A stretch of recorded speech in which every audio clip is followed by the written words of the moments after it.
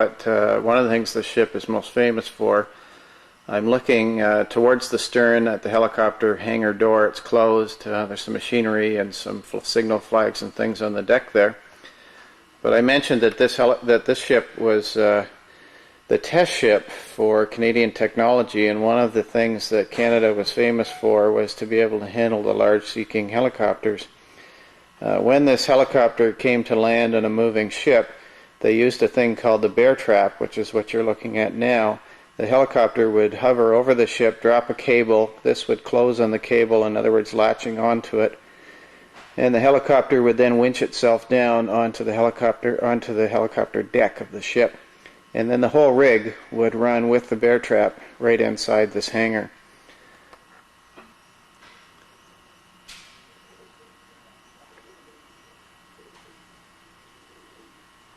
This compartment, just to give you an idea, is probably 30 feet high.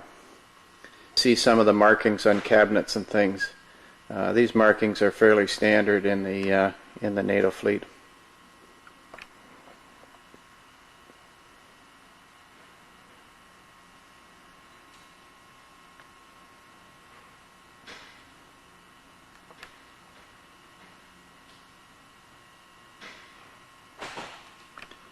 Throughout the ship you'll find some unique artwork as well on the bulkheads.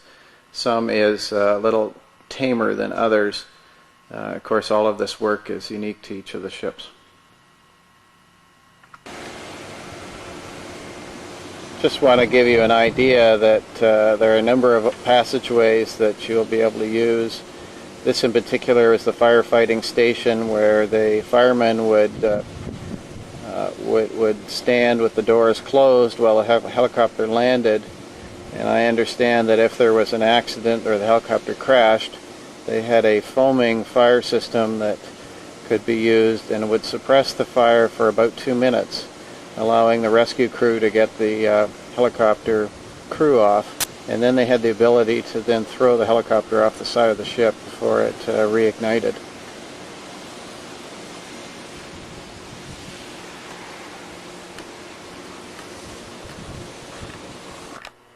I mentioned that the group that owns the ship and the port is the Artificial Reef Ship.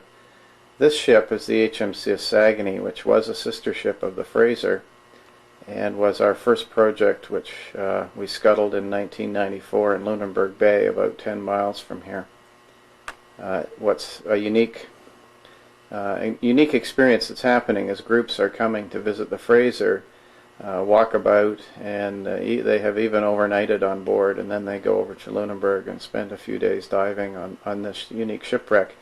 And this ship is very similar to the ship that was scuttled or accidentally scuttled in San Diego last weekend. That was the HMCS Yukon. Just wanted to give you an idea of what the ship looked like when she's fully equipped with the helicopter on board. This is another sister which is long gone. She was sold for scrap and broken on the shores of India.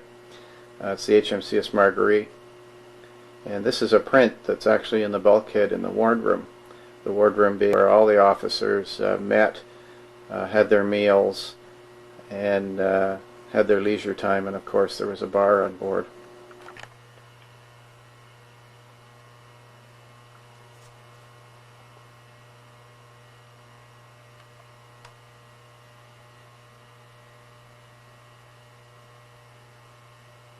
This is the wardroom, and of course all the officers were invited to use the wardroom. The chief executive officer was the president, and only the captain had to be invited to come into the wardroom because he has his own living quarters above. The captain would be invited perhaps to come and watch a film at night or in a special function. The ship had its own sick bay, but one of the alternative functions of the wardroom was a backup sick bay. And they would, you can tell that this is the area that they would use for mending damaged sailors. Those lights, of course, are the emergency operating lights that would kick on if the main lighting failed. And of course what they would do is they would turn this boardroom table, turn it sideways, and it would become an operating table. And this is the wardroom bar. Of course, the wardroom officers would have their own steward. The chief steward would probably be in charge of the bar.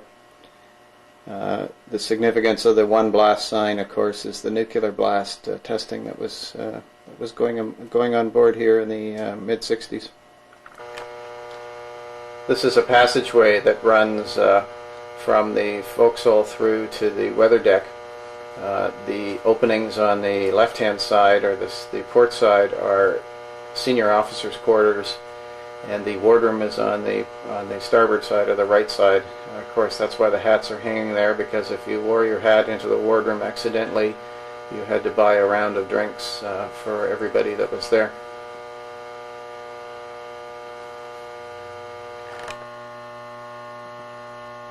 This is very typical of a senior officer's quarters. It would be his day cabin, and that bunk pulls down from a seat into a bunk at night. The only thing missing is the carpets that they would put aboard, and we have those carpets removed temporarily.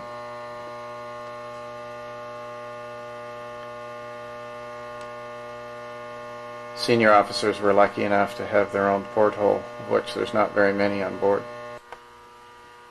If you were lucky enough to be the captain, you had your own quarters directly above the wardroom. You had obviously a sitting and an eating and entertaining area. You did have a television, of course. That's an electric fireplace. Another ship